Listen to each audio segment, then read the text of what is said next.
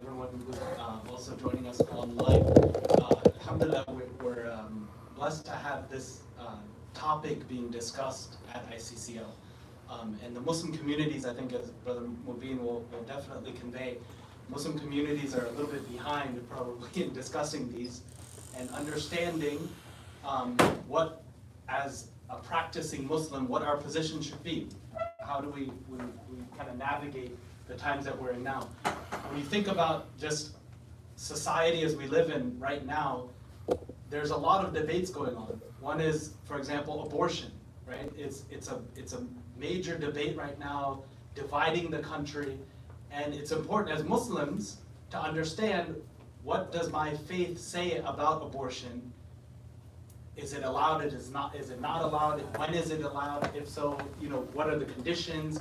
All of these things, so that when we're out and about in our schools and our workplaces and everything, that we're able to respond appropriately and correctly to those questions. Gun control is another one. What does Islam say about gun control? These are very deep-rooted issues in America, especially today. And then the last one, which inshallah Brother Mubin will discuss today, is the issue of LGBT. This is something that's, June comes around and it's front and center of literally everything that we see. Okay? In school, in the workplace, everything, it's all over the place. And it's important that we understand as Muslims, what does our faith say about this issue? And then inshallah in the future we can talk about some of the other issues.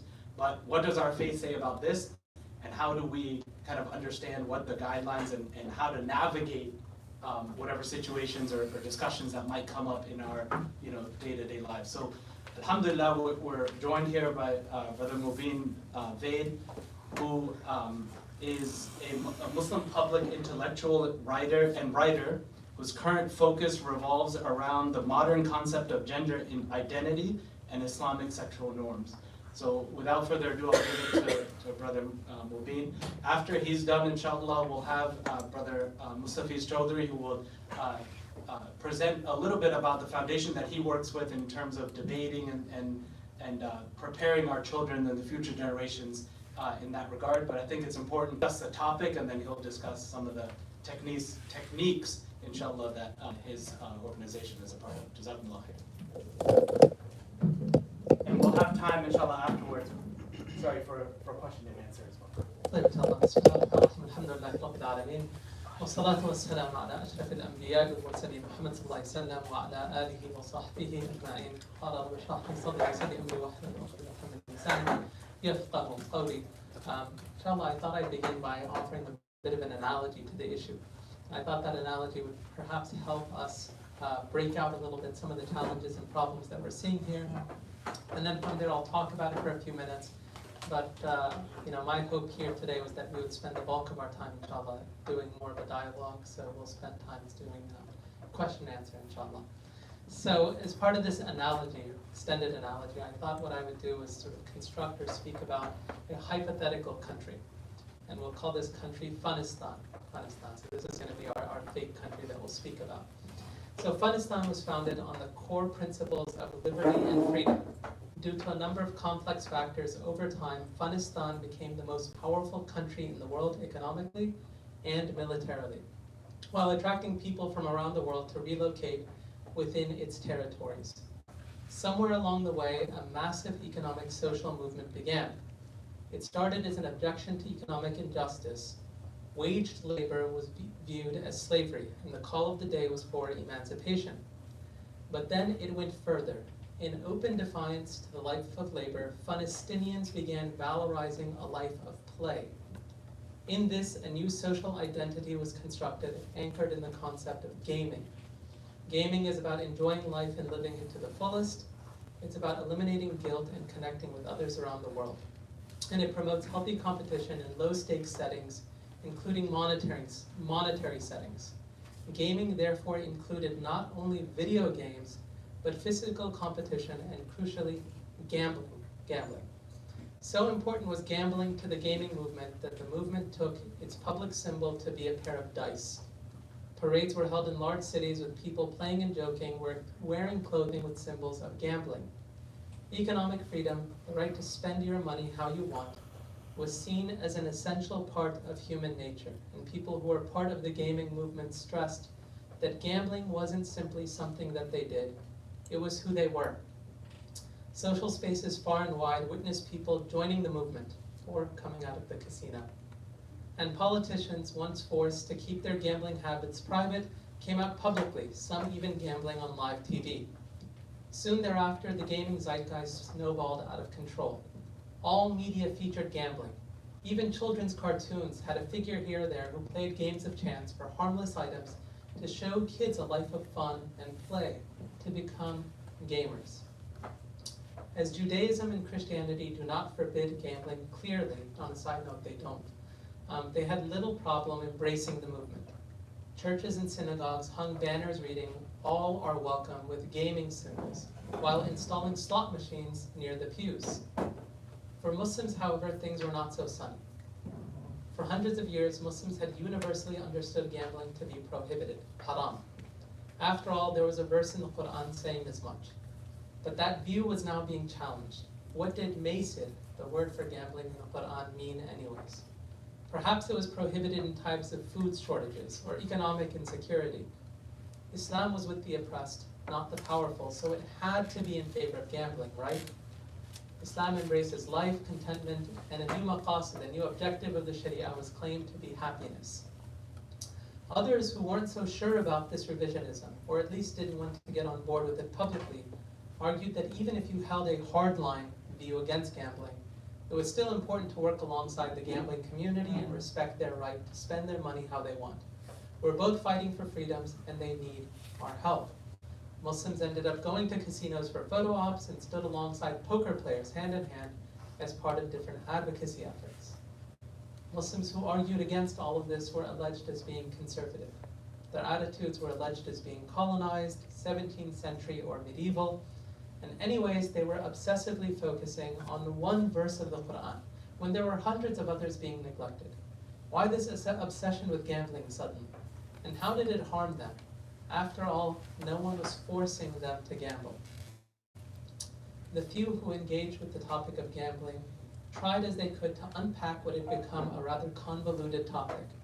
They showed nuance in talking about the constructedness of being a gamer, that there were ways to have fun and play games that were halal and didn't require money to be put on the line. They tried to show through studies that gambling was addictive and economically wasteful. Of course, none of this mattered to many people. All that mattered to them was that these Muslims were on the side of oppression and just wrong. And I'm sure by now you've sort of put two and two together and figured out what I'm doing. Our problem of the day isn't gambling at all, but really this LGBT movement, homosexuality, and transgenderism. And everything I've mentioned has occurred with it, and in fact, more. For today's session, I was asked to discuss the LGBT Muslim movement, and the movement itself actually isn't rocket science. It argues that we are not men and women, but that's simply the labels that we've been given arbitrarily based on a crude review of our bodies. It claims that we can be any gender we want to be. It claims that there's no relationship between sex and family life, that those two things are completely independent. And it says for anyone who wants to, and it seeks to, or demands rather, to affirm anyone who chooses to get married, or rather have a relationship with whoever they want to be regarded as a marriage, and that whenever someone elects a new gender identity, that that person receive uncritical and unwavering support, from using new pronouns to funding expensive and experimental surgeries and medical interventions, often ones that carry massive risks. Today, the states of California, New Jersey, Colorado, Oregon, Illinois, and Nevada have formally incorporated LGBT into their public school curriculums.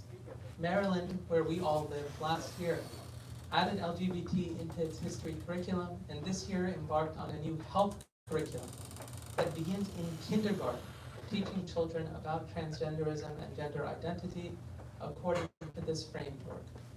Young children in our states are now being explicitly instructed by their teachers concerning gender and sexuality. They are shown gender-bred men that break down people as possessing identities, attractions, sex, and expression all across a spectrum. They are being read stories about boys that enjoy wearing dresses and winning fashion shows, penguins that have two moms or two dads, and trans girls and boys going on adventures. These books are prominently displayed in libraries, especially during the month of June. And I should say, this past June, it was just explicit, it was perhaps much more brazen. Maybe I just haven't seen it as much. But it seemed to be more accentuated than it has in the past. I remember going even to the grocery store, the pet store, Target, where the first thing that you saw when you entered were just very large pride displays. I mean, the pet store, remember I went to PetSmart or Petco, one of the two, to buy something. It was for our cat. There was a huge display of rainbow branded items for pets. I just thought this is madness, right? I mean, you can't even go get pet food without running into this. And it was a massive display. Grocery stores, the desserts were all rainbow colored. Very, very difficult to avoid. And so hardly a day passes today where you don't see this on TV, in movies, or in new media efforts targeting children at younger and younger ages. And I don't say this to be alarmist, but I think it's important that we're at least aware of what's going on. Everything I'm discussing is in place already, and oftentimes I run into families that are extremely naive or uninformed about this issue and unaware of just how widespread this is.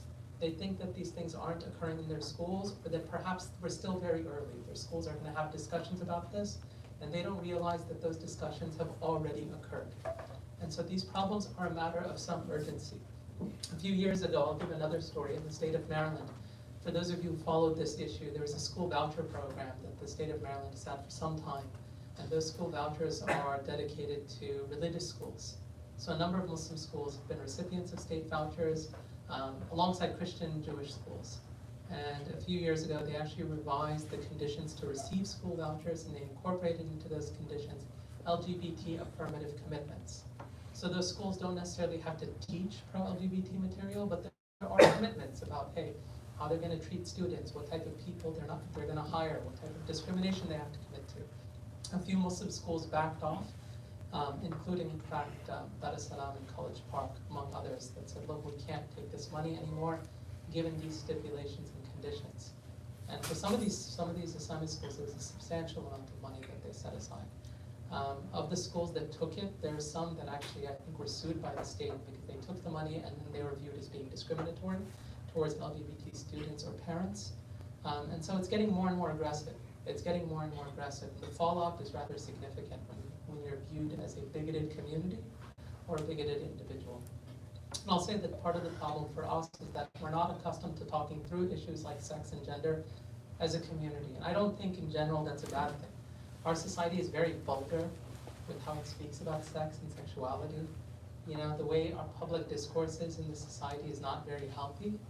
But our reluctance to talk about these issues becomes a challenge when many in our community are confused, when they're being confronted by these issues day and night, and when they're being made to feel hateful or immoral for living according to the guidance of Allah subhanahu wa ta'ala.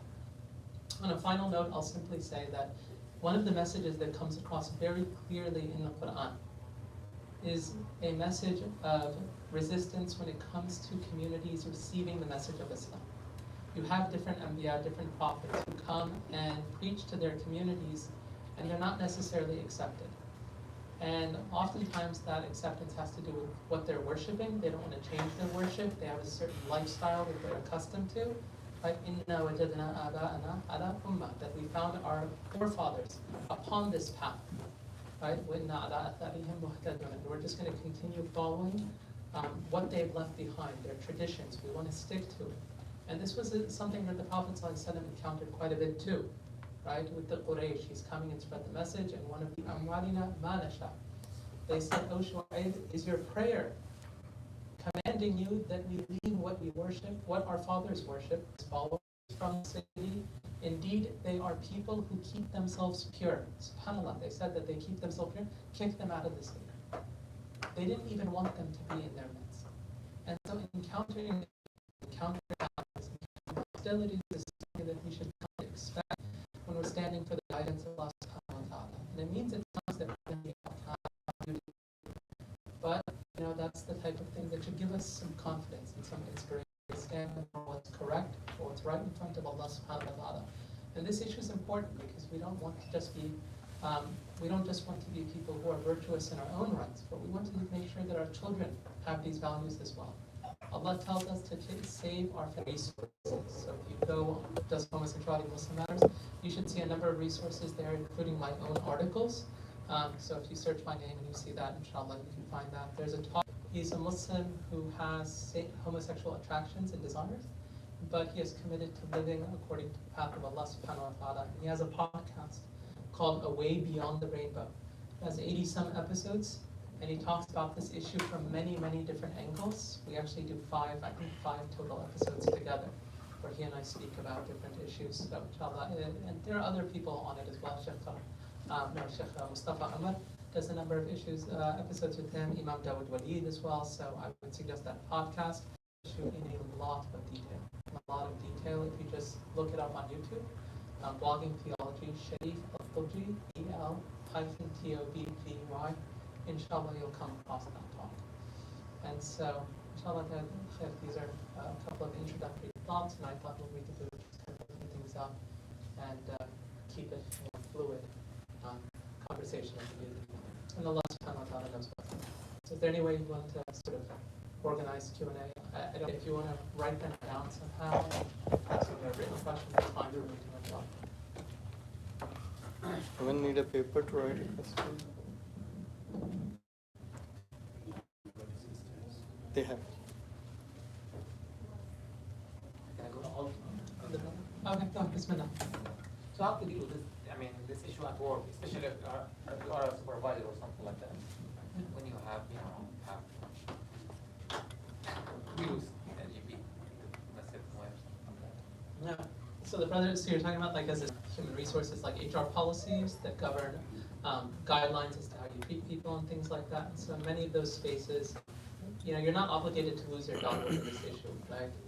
And so if someone asks you just like point blank, right, and they're just sort of talking to you, what your beliefs are about this issue, I would say just speak honestly and forthrightly, right? That it's immoral and these are, whatever. But if otherwise, I don't think you're sort of obligated in the workplace to go out of your way and give someone da'wah on an issue like this, because most likely you run into every time you're talking about work, right? Or you're talking about whether school or what's going on, and you can kind of find enough to discuss at the work without like having your own like aqidah and beliefs and morals just being the focus or fixation of your day-to-day conversation at the workplace. I would say for the most part, where you don't have to participate, these things don't, right? And into which you have co-workers. I think some of the sisters may be writing. Okay, questions, then so we'll go. maybe we'll wait and so we can take. I know this brother had a question. Maybe the kids have questions. No. Kids. This minute. Why did they choose the rainbow colors? I don't know. That's a good question. The brother asked why they chose rainbow colors. I don't know. I mean, there's actually been a couple of books that have been written about like strategy, specifically that analyze the LGBT movement. I'll say it wasn't arbitrary, right? Many of these are, as opposed to, especially at a time when certainly the vast majority of human beings, for most of human history, have recognized this as something being immoral, right? Most human beings historically, certainly until now, recognize that the family unit, reproduction, and sex and sexuality were things that were tightly bound together. Over the last 50 to 60 years in the West, that entire relationship is sort of unraveled in various ways. And so I look at the rainbow sort of symbol as probably a very strategic decision that they made to just win popular public support, right? The type of thing that potentially polled well and all of that. So all of this does have to do with PR. There's actually a decent book that goes through a lot of the PR related to this. I think it's called Beyond the Ball or After the Ball. I think After the Ball is the title of the book. You can look it up on Amazon. But that's a decent book that talks about various strategies and sort of public relations effort that went into sort of winning public opinion on an issue like this. Allah knows. Any other questions? Any sisters? They tell. Yeah, I want to comment on. Oh, there's a handful of questions now coming. I'll take one, inshallah. I'll actually take two since I took two brothers' questions. So the question is like, how should you respond when someone asks you if you support LGBTQ? Just ask somebody what they mean by that, right? Say, look, like, what does it mean to support somebody, right? In general, like, what we support people towards is good and virtuous conduct and activities. We want people to, you know, when we talk about what's good for people, we think about what's good for them in this world and what's good for them in the next life, right? And so if we care for them and if we're supportive of them, it means that, you know, we're going to oppose things, or at least we're going to speak against things when they're going off the wrong path, right? Or they're going off the right path, rather. And so if someone says, okay, well, you know, what do you want me to say to a question like that? What would you regard as supportive? If someone says, well, the only way to support someone who has come out of the closet as gay, let's just say hypothetically, is to affirm their relationship, say it's good, say that it's a marriage, like make all of these big claims about it. You'd say, no, I can't affirm those things. And I can't affirm those things not just because I'm like subjectively against it. I can't affirm those things because they contradict revelation. Because God, Allah subhanahu wa ta'ala, has given us clear and unambiguous guidance on issues like this, and told us that a marriage is between a husband and a wife, has told us that the family life occurs within that context, and has told us that when two men or two women, you know, partake in romantic behaviors, that they're impermissible, and they're wrong, and they're immoral, and they're transgressions against this guidance. And so I don't support those behaviors. If someone experiences desires where they feel attracted to people of the same sex, then, you know, I would support those people insofar as I could help them not be defined by those desires, or help them resist acting for those desires, right? I mean, if someone, for instance, any Muslim who has sexual desires is going to have some desires that if they acted on them would be haram, right? And that's as true for people who feel predominantly or exclusively attracted to the opposite sex as it is to people with the same sex desires. In the sense that, you know, zina is a big problem too. It's a bigger challenge for a lot of Muslims. Allah subhanahu wa ta'ala says, "La taqrabu zina." Don't go near zina. Don't go near adultery and fornication. And so, if someone says, well, would you be supportive of people who, you know, have desires towards the opposite sex? I'd say, yeah. And part of my support for them would remind them of, you know, how to resist and refrain from submitting to those desires. And so I might remind them about lowering their gaze. Allah subhanahu wa ta'ala says, tell the believing men to lower their gaze, to guard their chastity, guard the aren't supposed to be in a private space alone, where one man and one woman, the Prophet said that they're with them is shaitan.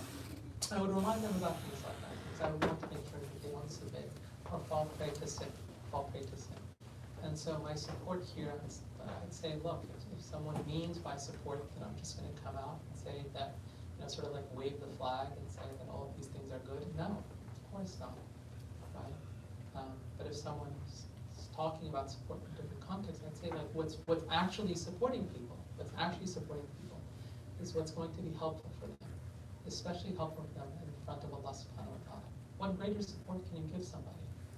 You know, Allah subhanahu wa ta'ala, He says that close friends, al-akhillah, close friends in this life, that they will to one another be enemies in the hereafter, except for the people who have taqwa, right? And you see verses in the Quran where people come on the Day of Judgment and they want nothing to do with those who they engaged in misguided activities and transgressions with, right? لو أن لنا كرة, Allah says that some people, they say, if Allah subhanahu wa ta'ala were to give us another chance, فَنَتَبَرَّأَ مِنْهُمْ كَمَا تَبَرَّأُوا مِنَّا, that we would dissociate ourselves from these people the same way that they've dissociated themselves from us. We want nothing to do with them. And so we should be the type of people who are saying, look, like what greater support can we give you than trying to help you be from those people who are saved in the hereafter, and being from the ummah of the Prophet ﷺ, drinking from his blessed hand on Yawm al-Qiyamah. I mean, what does it mean to support somebody if it doesn't mean that? So, I don't know if this one got. Like, inshallah. Huh? I think someone turned it off. Okay, no problem. Oh, good. So what advice do you give to the kids who go to public schools, maybe forced to interact with other kids that LGBT practices? What should they do to protect themselves? So I think in general, this is a good question, mashallah. So I think, again, if you're just interacting with other students, you interact with them respectfully, calmly, right? You exhibit like good akhlaq and adab towards others.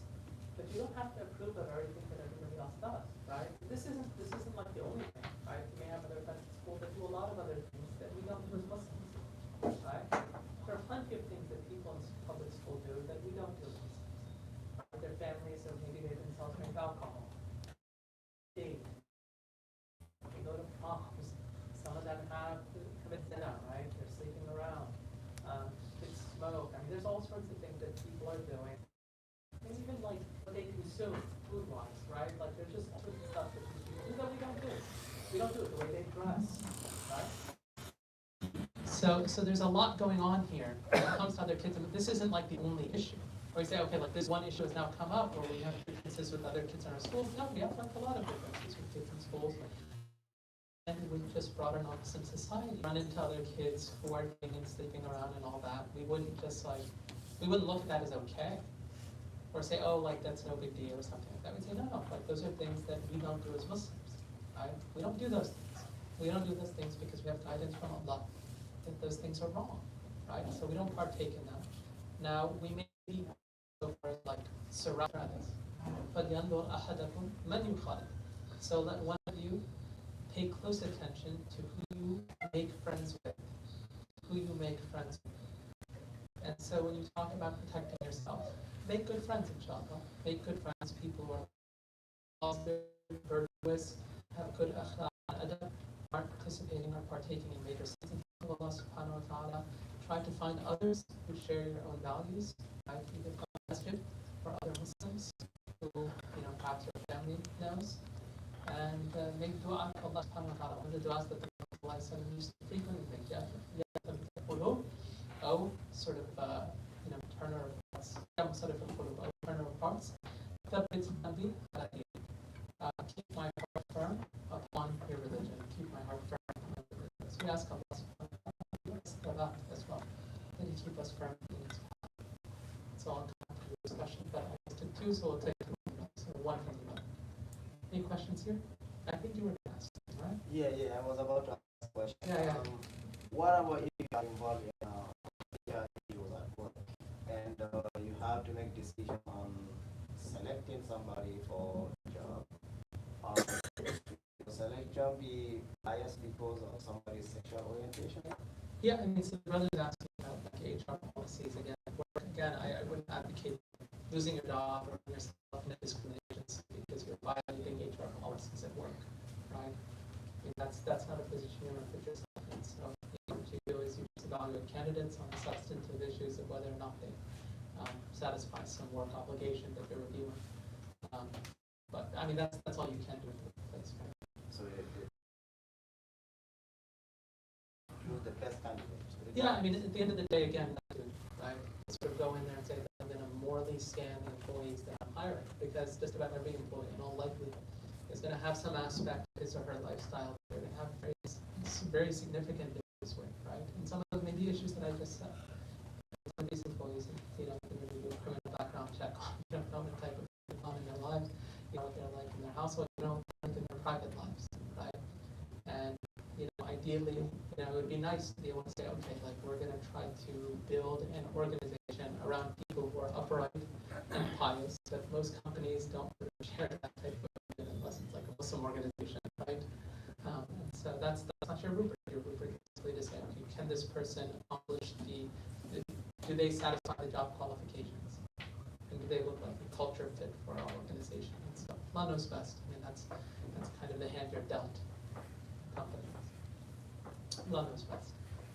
So, Islamic, what is your advice to identify such LGBT So, I think on the first question, I think I sort of answered that already when it comes to when they encounter encounter others, right? We sort of talk through that towards the type of support that we need to give people. The second question, what's your advice on people who identify as such? I would say that the first thing is that we try to reorient them a little bit, right? If a student came to me on campus and he said, look, I think I'm gay, I think the first thing I would tell him would be, look, like, don't sort of pigeonhole yourself into that type of identity. What you're telling me is you feel sexual attraction or desires towards people of the same sex. If you resist those desires, that's something that you get ajr for, you get rewarded for that, if you resist those desires. And you have sexual desires on campus that you feel, which if you acted on them would be impermissible. That's basically everybody on campus, right?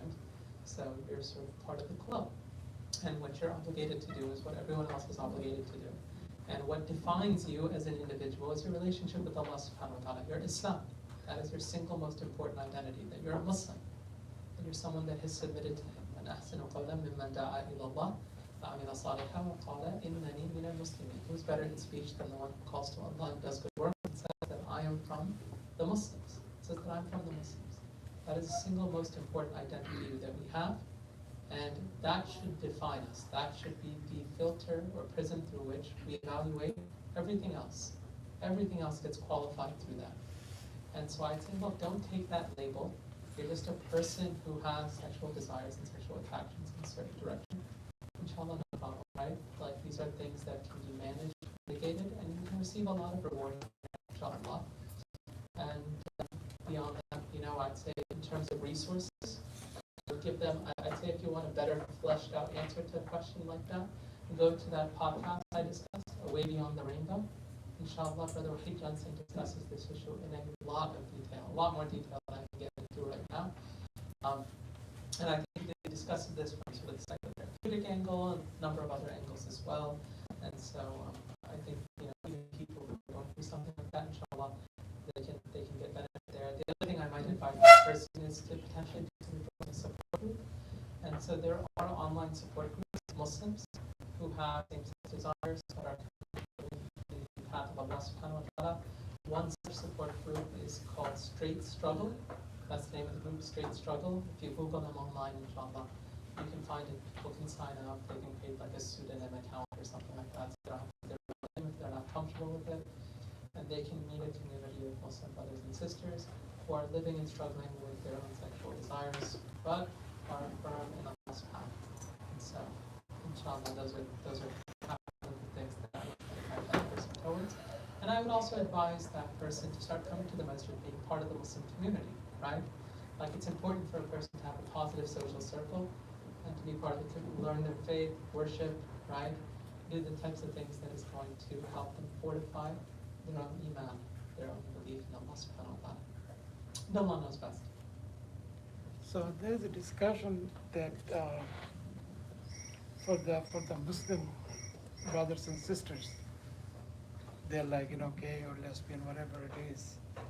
So there's a discussion that it doesn't take you out of Islam if you're gay or lesbian, because it's like another major sins like drinking or, So there's the brother that argued with me personally, saying that, hey, I know so many of my friends, they drink, they do, they have girlfriend, boyfriend, but they also go to the masjid, same way I do. But I have that kind of issue. So how do you deal with that one? There's asking about like people, again, it sort of goes back to the last question, someone who is sort of experiencing homosexual desires, right? Obviously it doesn't take them out of Islam, right? And if they act on those desires, it's haram, right? But it's something they can make tawbah from. They can repent from it. And if they come to the masjid, it's not like they will know. I mean, in terms of like what their life is like or what, we don't ask anybody those types of questions, right? But they also mentioned that this is more like a medical issue for someone becoming a... Yeah, so I would, look, in terms of medical issue, like that's been, by this point, it's been soundly responded to. There's a really lengthy study that was done at the New Atlantis on this issue. You can, I think the Brother Leeds podcast, there's maybe 1-2 episodes where he goes into that in a lot of detail, so they can read that if they want, or they can listen to that. That's the easiest thing to do. There are some dense studies on this that people find that there's no like genetic basis for it or anything like that. make those arguments. I think the challenge here, and one of the is two things, right? One is that, like, if we see somebody who drinks, right, drink alcohol, most of the time, refraining from drinking is something that we can say, look, in our religion it's prohibited. People say, okay, well, we sort of don't see drinking alcohol as a absolute, like, a moral activity. Most people here don't see it as something that, like, good people do, right? They say, look, maybe it's like a fun pastime that we'll do, like people watch sports, go to a bar, go drink at a dinner party or something like that, they'll have fun doing it. But people who don't drink aren't morally deficient. And seeing drinking as wrong is something that they can understand because they probably concede a lot of the issues that alcohol introduces. I mean, most people, they'd say, yeah, like, there are, like, really objective issues with drinking alcohol, medically and other ones. And so they look at something like that, and yeah, there are some issues with that. So if your religion tells you it's wrong, it's not a backward religion for telling you it's wrong. I think the challenge with homosexuality is that people will say that there's nothing wrong with it at all. Right? Two men or two women in an ongoing sexual relationship. So not only is there nothing wrong with it at all, anybody who thinks there's something wrong with it is in fact a bigot or backwards. Not only that, but it's not as if we have a month in our society dedicated to celebrating alcohol. There aren't marches in our streets over this. It's not as if companies and everyone else is coming out. It's not like the children at 5 years old are sitting in public school classes, the teachers telling them about how great alcohol is and why you need to be on board with drinking. Like, that stuff's not happening. It's not like they're watching cartoons with characters getting drunk left and right, right? And this type of stuff is being pushed very, very aggressively. Very aggressively. And so the issue with the person who sort of, says something, I would say, look, okay, if someone has homosexual desire, again, those desires are things that, just like anybody who has heterosexual desires, they have to manage and maintain, and they can get reward from it. Right? Allah says about the believers that they're those who preserve their chastity and modesty. Right? This is a symbol of belief. And it's one of the toughest things to maintain. The Prophet told us about this in many, many hadith, how tough it is for a person to just, like, restrain themselves sexually, because it's one of those areas where many people fall and fail. So, a person can get rewarded for that, right? Certainly there is reward there for people who are able to exhibit the right activity. If they fail again, they just call them to come back, right? Make tawbah. Ask Allah for forgiveness. Say astaghfirullah. Pray more, right? Just come back to the path. No matter how much you sin, you keep coming back, keep coming back. When a person gets to a point where they say that there's nothing wrong with this, there's nothing wrong with this at all, and the Quran is wrong, meaning Allah is wrong, like, that's kufr, right? Now you're saying that Allah is wrong, right?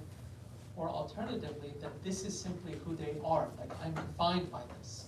This is the essence of my being. And you're telling me that if I'm unable to live in this way, that I can't be my full self, well, then I don't even want to be Muslim, right? And that is the type of dialogue oftentimes we'll find ourselves in with people who are very confrontational, aggressive, and they make those types of demands of Muslims. You can't give in to those demands just because people push them. Because at the end of the day, we have revelation that's very clear on this issue. I mean, the ayat in the Quran that speak about the people of Lut alayhi salam, that you come with lustful desire to men instead of women. It could not be more clear. It literally could not be more clear. And when you think about the overall sexual ethics of Quran and Sunnah overall, they continue to reinforce this idea that the only legitimate sexual activity occurs in the context of a marriage. It occurs in the context of an Islamically valid nikah. That's it. And everything else is haram. And we're consistent in that, so much so that even how we deal with one another is all governed by this, is all governed by an emphasis on us recognizing that we want to be virtuous and moral people. And that means that we deal with one another in a particular way. Even the way we talk to sisters, the way we talk to one another, right? The way we dress, right? And we raise our children with these ethics and values, right? But these days, it's very tough to find clothing if you have a daughter, just like anywhere, really anywhere. Recently I was, actually it was just yesterday, I came across an article, and this this article was talking about a viral video of a mother who had gone to Target once. It's not at some brand stores, little known Target, and she was looking for her daughter. And she found, I think it was 4-year-old girls' shorts. And she put them on a table, and then she had shorts for a 6-month-old boy. And they were the exact same size. Like the exact same size.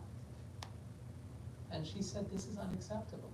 It's unacceptable that these are the only clothes that are available for my daughter to buy. And I agree with her, like, of course, like, those are things that we should be on board with. Like, this is crazy that this is the kind of clothes that are selling to our sisters and to our daughters. And that if they're not on board with dressing like that, like they're looked at as too conservative or something, or prudes. Like, this is a society we're in the middle of. And so in a context like that, we can't just give in and push back against the direction that the society like ours is going towards. We ask Allah subhanahu wa ta'ala to protect us. What is that? Any questions? No, we didn't. So the sister is asking about like pronoun usage. I'm assuming you're asking about whether we should consider like preferred pronoun protocol or something like that. Again, I think like in most try to find ways to avoid it. To the extent to which you have to do it, you don't really have a choice.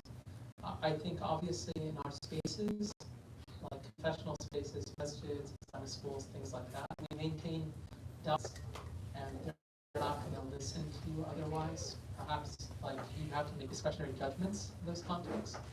But again, the idea should be at some point we want to sort of transition those people over in a way where we can get them to start sort of affiliating and identifying with who they are rather than who they perceive themselves to be. And Allah subhanahu wa ta'ala knows best. No. How do we deal with trans people in civil places? There was an incident recently where someone saw a trans person at a local masjid. Yeah, so that's a tough question. So the sister asked about like at masjids. Allah subhanahu wa ta'ala knows best. I mean, I think right now for I think probably the only places that could even somewhat accommodate them would be larger masjids. And I think going to have to be a case-by-case basis type of thing. I think for the most part, the easiest thing to do would be to find some alternative location in the masjid where they're not in the brother section or the sister section. And, for the time being, if they want to pray salat, be part of the jama'ah and all that, that's sort of the place where that person can pray salat. I think it's the type of thing that you're going to have to work with that person on. Again, in some situations, we may just not be able to accommodate, right? Like if you have a woman who sort of transitioned to a trans man, or rather, if you have a woman that transitioned to a trans man, and then she got pregnant, and you have someone that looks like a man coming to the rescue pregnant, we can't. That's a situation where probably we'd say just even the optic. We're going to have to wait this out, right? We're going to have to wait this out. We'll figure this out later on. But maybe this is a person that we'll have to find some other space to help them out, as opposed to having them in the midst of this person in the middle of the masjid. In other situations, perhaps we can find some way to accommodate them, and it's going to depend on various factors, right? How far along are they in their transition? Is there a way for them to detransition? Have they already gone through surgeries? Right? What have they gone through already? And then relative to that, we have to make sure that we're observing what is permissible and permissible in Sharia, right? Because our Sharia has gender, and that's really significant for us, right? Those are important things.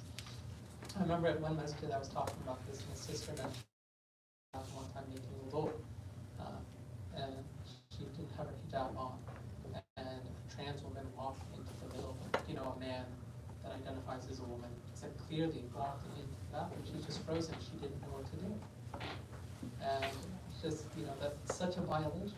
It's a violation of her space, right? I think those types of things are very like the notion of privacy. Like that's a very, very important thing for us, and we can't just have biological men walking into sisters' places or sitting next to them and all of that, and vice versa. And so we're going to have to figure these issues out. Inshallah, I would say look out. I know that there's one thing that came out recently was from the Council of North America. They recently had a position paper that they published on transgenderism, I think more probably are coming, so I would follow some of their guidance, inshallah, reliable and trustworthy scholars who are engaged in this, to give guidance on some of these more complicated use cases. Allah subhanahu wa ta'ala makes best. Yes, Specific studies done about what causes people to have like sexual desire to the opposite gender and things like that, and how we as a Muslim try not to fall in this trap, how to let our children know that. Yeah, so the brother asked about, are there studies done that like evaluate or examine causes for people with homosexual desires, either exclusively or as a dominant matter? There's been actually a lot of studies done. For the most part, the jury is still kind of out. Very early on, especially in the 90s, the biological explanation was the big one. Now, very few people, especially even like queer scholarship, almost no one attaches themselves to like the biological explanation. Most people say it's a combination of factors. They may say that genetics or something else potentially or possibly plays a role, but they say that there are other factors as well, including environmental factors, and that it's a complex thing that we don't really understand fully. And so there is a theory in some therapy corners, especially a therapy program called reparative therapy. There's a late advocate of reparative therapy, his name is Joseph Nicolosi, who passed away. He had a theory that many cases of homosexual desire, sort of becoming dominant or exclusive in a person, is an outgrowth of certain childhood traumas. Childhood traumas, their sexual traumas or other traumas that are unresolved.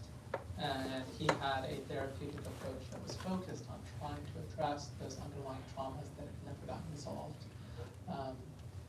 I think his son has now taken over his program, and there are many people who do advocate for what they call reparative therapy, and they regard that as different than conversion therapy, and the idea isn't to like change them, but to get them to a point where they're whole and where those traumas have been addressed in sort of a healthy way.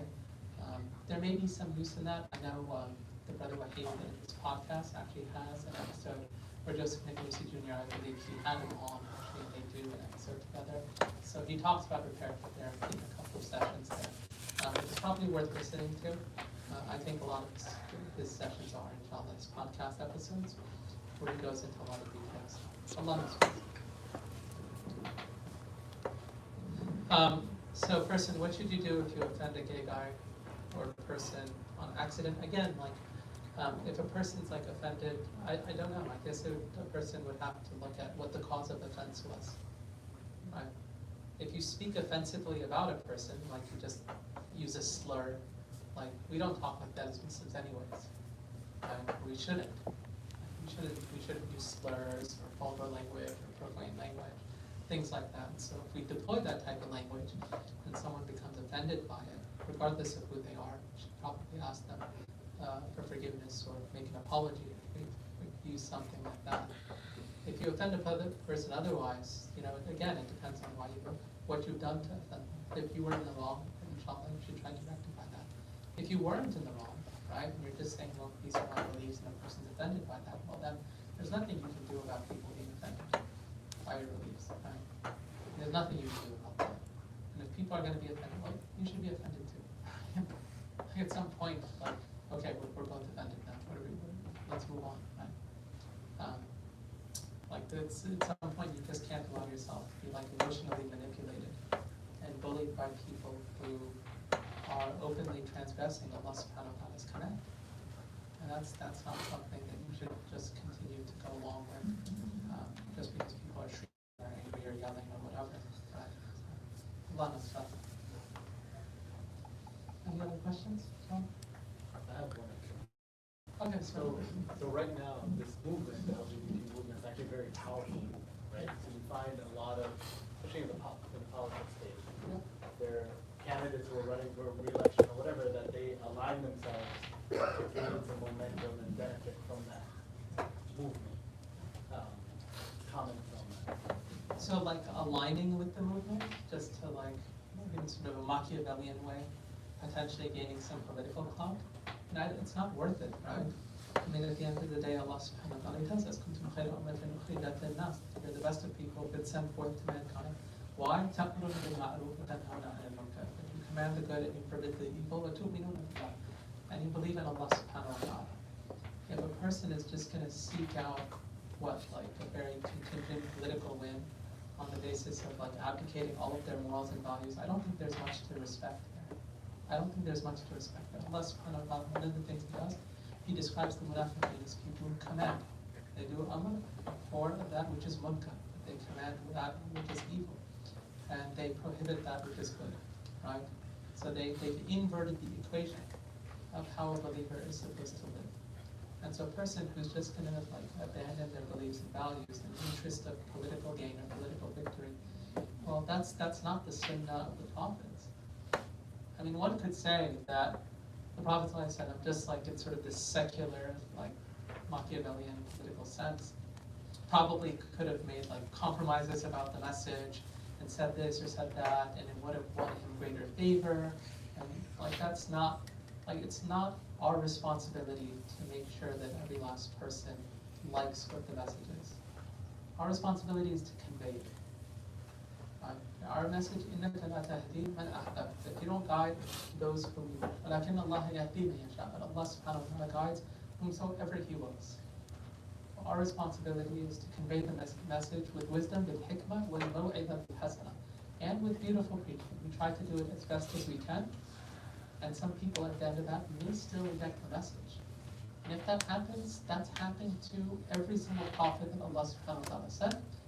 That's happened to every single community that has ever stood up for Allah subhanahu wa ta'ala's guidance. Some people accepted it, many, many people did not. And you know, if we're just looking at this and saying, hey, like we're not getting the type of reception we would expect, well, you know, maybe your expectations were that. Right? أَفَحَسِبَ النَّاسَ أَن يُتْرَكُوا أَن يَقُولُوا آمَنَّا وَهُمْ لَا يُفْتَنُونَ. If people think that they would be left alone to say that we believe and that they wouldn't be tested. This life is a test. Life is a test for us. And Islam is not a popularity contest. Right? Sometimes people may really like what Islam has to say, and other times they may not. Other times they may not. And so if we're just going to sort of like abandon our values, abandon like what Allah subhanahu wa ta'ala has told us to stand alongside for a political win, I don't think that that's worth it. And what type of example is that setting for like our young people? We're having to deal with a lot, right? What type of example does that set for our community, right? So Allah knows best. So just to piggyback on that, would it be correct for a Muslim to vote for somebody like that? I mean, you look at the person or you look at his program? I mean, yeah, so brother's talking about like voting for, I don't know, like a candidate who probably has like a pro-LGBT something as part of a certain platform. I mean, I don't know, obviously, like it depends on how bad they are at everything else too. Right? I mean, a lot of voting goes down to like the lesser of two evils almost every time. You know, a person, I don't. In general, this is just me. Allah knows best. I think a person just has to be very realistic about what comes out of voting. I think people like oftentimes associate a lot more to it than what's there. I think what's more meaningful for people in most of the cases, especially when they want to affect change, is just getting involved in things, right? And so, for instance, your local school boards, if your school boards are having deliberations over issues like this, you should show up to those meetings and to try to persuade them not to go further and further on issues like this. I think the extent to which these are important or crucial parts of the candidate's platform, we should look at that as things that we oppose and that are tragedies, right? Those are unfortunate aspects of any candidate's platform. The same way we would look at it in anything else. If we look at a candidate's platform and say, okay, there are certain aspects of it that are really, really bad. They're non-trivial negative things. Non-trivial negative things that candidates have as part of their platforms. But you know, if the alternative potentially is like a candidate that is in favor of, you know, it's like going to war with a number of Muslim countries, then maybe we say, okay, like we're just like making this examination of the least of multiple people who are just really, really bad candidates, and we may just abstain because we'd say, look, like there's too much here, and I can't really make a determination of who's better out of these two. Right? We have to be honest with ourselves. A lot of times, it's not clear who's better. But yeah, I think people who want to say, okay, how do we like improve our society for the better? I think the better work is either coalition building on the ground to have very focused specific issues that we're galvanized against or in favor of. Alternatively, that we're engaged with more of ourselves, especially locally in our own communities and with others that share values and beliefs and that care about the types of issues that we care about. And that means, being supportive of those things as well, right? ICCL, right? We have an Islamic school here. We have private school. We want to see these things flourish. We want to see these things flourish. MashaAllah, the fundraising for extension, one thing would be fantastic. If instead of worrying so much about public schools, we had a school here that was big enough to accommodate all of the world. That every single Muslim family in the world could come and register their kids in a very high quality, first-class Islamic school that is academically rigorous and superior to everything that's being offered in the public school system, and that is affordable enough that parents can put their children in such that cost wouldn't be a factor. Like that we may say that's a very ambitious goal. But it's the type of goals that we should have, right? We should have high goals and aspirations for us in terms of what we're trying to achieve. Because we have to recognize that we only have so much influence over the public square. What we can try to do is put in place those things that can help us and our children, right? Through the help of Allah subhanahu wa ta'ala. And Allah knows best. Allah knows best. Sit on the front. Okay, let him continue. So, Oh, sorry. I'm not that loud now. Sorry. just have a seat. Okay, I'll do one last question if there are any other questions from the We'll ask our youth or children if they have a question. Yeah. Like sometimes when I'm talking to my friends, sometimes they just say like, "Hey, you're gay," even though they're not. Like, what should I do in that situation? Yeah, someone saying like, oh, like that's so gay or something like that. Yeah, that's just like dumb, right? I mean, that's the way a lot of people talk, like kids talk like that as well. I mean, just avoid talking like that. Obviously, I don't think that's kind of silly. I mean, it's less socially accepted today than it used to be 10 years ago, so I don't think it's gonna last. If someone says something like that, you just ignore them. Just ignore them. Allah. If it's somebody that you know that you can talk to, tell them, look, like don't use language like that to describe people. But I'd say if it's like someone you don't know and they're just like yelling at you or something like that, attack. Well, you can always go to administrators or teachers or something. I'm sure they'd be against it too. So Allah knows best. Allah knows best. Any other youth or children have any question? Yeah, go ahead. What if your administrator is part of it? What if your administrator is part Of LGBTQ? Yeah, well, I mean, it's possible that your administrators, counselors, therapists, your teachers, right? I mean, all of these people could be, presumably, right? In which case, like, okay, that's like an unfortunate aspect of their administrator that way they don't, right? Administrator that way they don't, right? And they don't have to be your best friends or anything like that. You're just a student, you're going to school, you're going to learn, inshallah. And, you make sure that, like, one of the things that the Prophet says that when any of you see something wrong, when one of you sees something wrong, change it with your hand. But if you can't do that, then in a minimum, you hate that thing in your heart. You recognize that these things, like, cause us that evil and wicked things and good things are not the same. Even if the amount of evil amazes you and how much it is, like it's just copious. You can't turn away from it. It's ubiquitous. It still doesn't change the standing of what those things are. And I would say for anybody in the workplace, society, and a healthy, upright, virtuous society doesn't proliferate or promulgate these types of things at any level. And Allah subhanahu wa ta'ala knows best. Any other questions? From children or youth, any question? You have a question? Any of the sisters? No? Yeah, I just have one last question. Yeah, that's fine. So I think most of the questions were asked in a similar way, that when we get to see a gay person or a lesbian, how we should interact with them. Should we show hate? Should we make fun of them? How we should interact with them? Should we show hate? Should we make fun of them? Should we show sympathy towards them and make dua for them because they are misguided? Should we show sympathy towards them and make dua for them because they are misguided?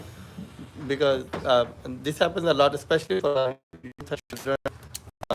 Should they be normal and just don't show them? Yeah, so we started talking about this in the beginning that, if you see somebody or you meet somebody and they say, oh, I'm gay, it depends on, like, what they're, I don't know what they expect you to respond that with, right? Like, if someone comes to me and says, hey, my name's such and such, and I'm, okay, like, hi, whatever, right? Again, if I'm at the workplace, I can say, oh, hi, interesting, nice to meet you, whatever, and move on. Like, this person's not going to be my best friend or something. If it's a person who I am developing a relationship with, so far as we're getting to know one another and things like that, it may be that, especially if we're able to revisit that issue, it may be something that I do express concern over.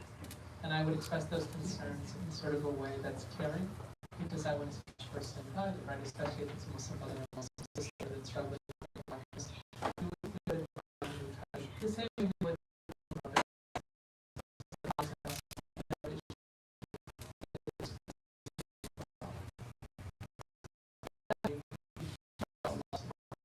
them. The extent to which if someone like asks you what's your opinion about it, you shouldn't, I don't think a person should just be upfront about it.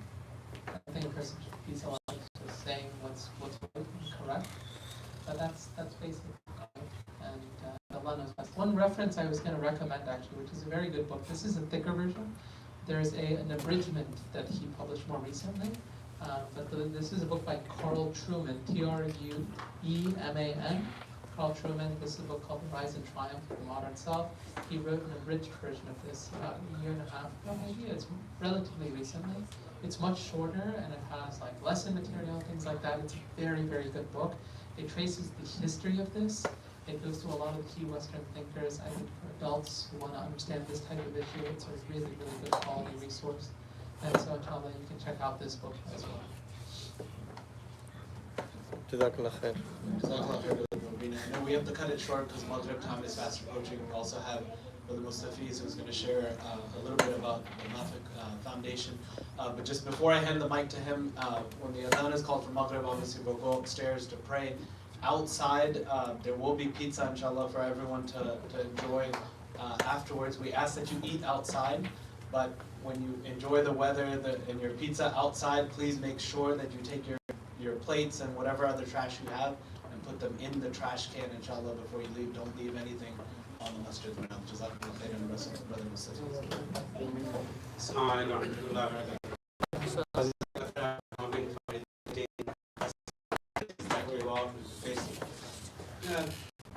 there are two aspects.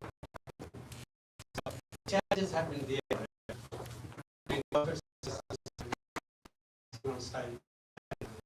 Not that long. I know that has been the challenges. Those of us who have been to the 9/11 have seen that how much challenges we have gone through. But what do we do with the information that Brother Mobeen is sharing? How do you prepare ourselves to develop the skills so that we can address those things? Because the challenge is that during the Prophet ﷺ times were there, they were fighting this. And if you are challenged, and if you are in a controversial situation, how do you rebuttal it with a persuasive argumentation? And these are skills, and that skills we do not learn just, like warriors, they have to learn it, they have to practice it. Brother Mobeen, may Allah reward him, mashallah, I have seen him in, 2008 we went to Ramadan, Hajj, for that time. Mashallah, studious, he spent time on this learning, and mashallah, where he is. So we all are, this is the way we need to equip ourselves. This is a skill that we need to develop. And the challenges, the harder the challenges, the pricier the reward. So you feel like this is a challenge, dark side? No. This is a time for an opportunity to demonstrate who you are. to increase your rank in the eyes of Allah subhanahu wa ta'ala. So two things I said, that presenting your case, and when you are challenged, how do you rebut? And the skills that we talk about, I don't know, probably you know it. We have a program called Muslim Youth Debate Tournament. There we teach about these things. I'm not a debater. I am a facilitator. The way I do, I bring people with skills like Brother Mobeen, Brother Haider, to come forward to help us, sharing their knowledge with the students. And as a students like you who are participating in our program, we want them to bring them back first as a competitor, then as also the organizer. So there is a term called, when you're presenting something, there is a term I learned myself maybe 20 years ago. It's called ARA. Anybody familiar with that? Ara? ARA. How to present your case. Anybody familiar? Is it like This is a term that teach, if you want to really present something, it has to have an assertion, R is for reasoning, and you have to have a evidence. that's If you really want to make a point, you have to have an assertion, you have the reasoning, and you have the evidence. And read Surah Fatiha. It starts with assertion, the first 3 ayah. And the middle word, Iyyaka na'budu wa iyyaka nasta'in, that is the reasoning. And the last part is talking about the evidence. Now, how do you challenge? If you are challenged, how do you go there? Read Surah Ahad. And look at the context when the Surah Ahad came. Surah Qul huwallahu ahad. That this is the time that when the Quraysh that challenged the Prophet sallallahu alaihi wasallam. They said that we have 365 gods, you worship 365 gods. So the way the debate teaches us, we use RBBT. You restate what the problem is, what they're talking about. Then you say but, then you create the doubt, then you say because, and then therefore. And read Surah Ahad, Qul huwallahu ahad. When you go home, study all those ayah and see what the restatement is not there. Restatement is they say that there are 365 gods. But we say Allahu Ahad. Then what? But therefore, Allahu Ahad, Allahu Samad, Lam Yalid, wa Lam Yulad. So you read the Qul huwallahu ahad, right? And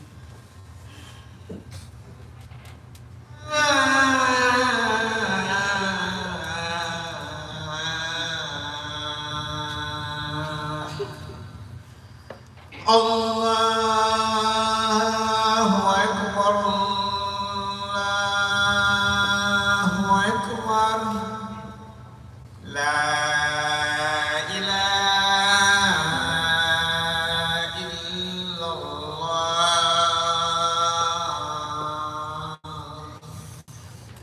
so shortly, inshallah, as I said, I do not teach debate.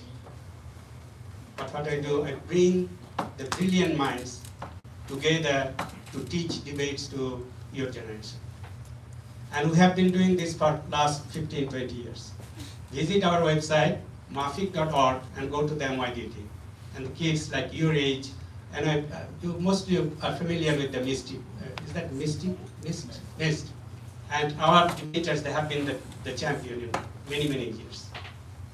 And again, if I use the ARA, assertion is debate helps.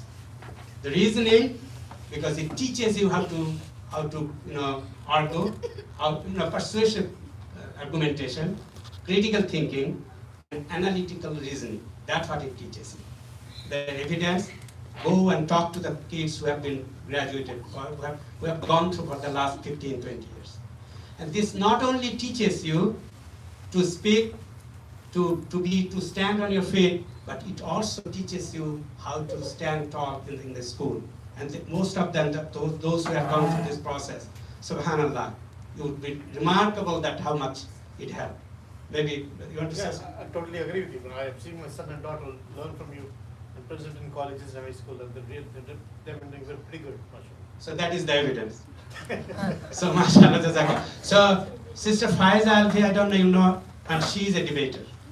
And she will be here, she will be going through the process. And I would encourage the parents and each of you to come and see what MYDT has to offer and what the process is. And it is a tournament. And we have been, alhamdulillah, we have been doing, like 15, 20 years. It is a year-long, and it's now the next tournament is coming 15th and 16th October. And then we usually go to ICNA convention for the national debate.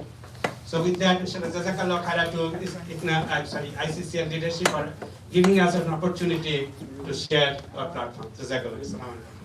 Inshallah, we'll go upstairs as a reminder, inshallah, after the salah, there's pizza outside, to make sure that we join that. Subhanallah, wa la ilaha illa anta, astaghfiruka wa atubu ilayk. Assalamu alaykum wa rahmatullah.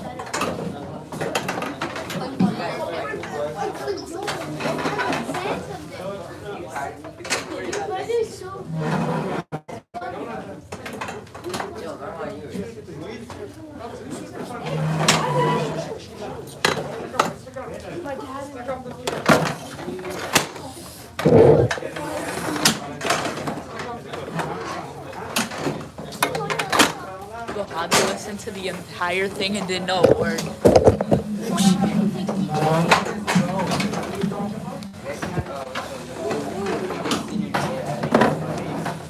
I just went the camera. No. Assalamu alaikum. I already won the camera. Brother Rashid.